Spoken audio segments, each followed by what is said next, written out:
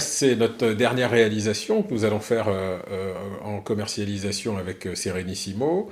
Brest, c'est 136 appartements, c'est un peu plus de 1000 mètres carrés de parties communes, piscine, spa, cinéma, atelier de loisirs créatifs, cabinet médical sur place. Alors le thème de déco, tout le monde me le demande, pour l'instant c'est encore secret, on va le garder quelques semaines encore sous embargo. On vous donnera toutes ces petits détails et infos éminemment importantes dans les semaines qui viennent, mais effectivement, forcément, ça a une relation avec la Bretagne. On ne peut pas être à Brest sans quand même vivre avec la mer, les voyages et l'histoire de Brest. La localisation dans Brest, ben, elle est extrêmement centrale. On a une très très belle vue d'ailleurs depuis la Villa Beau Soleil sur tout Brest. On est sur les hauteurs, à une centaine de mètres des commerces.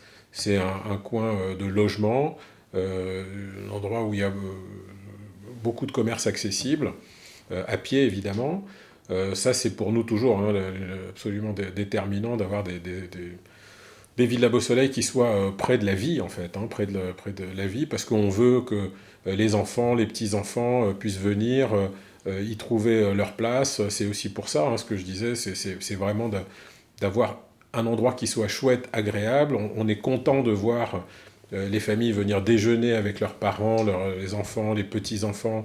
Il y a d'ailleurs tout le temps chez nous des locaux pour ça, de sorte à ce que vous savez, le transgénérationnel, là, c'est un mot très à la mode, en ce moment on parle beaucoup de transgénérationnel, mais il y a un vieux truc qui est transgénérationnel, c'est la famille. Hein. Il ne faut pas l'oublier, ça marche vachement bien, garder les liens de famille, c'est le premier des actes transgénérationnels qu'on puisse faire. Il est naturel, il est facile, cultivons-le, parce que je pense que c'est là qu'on peut réussir avoir les plus beaux succès transgénérationnels.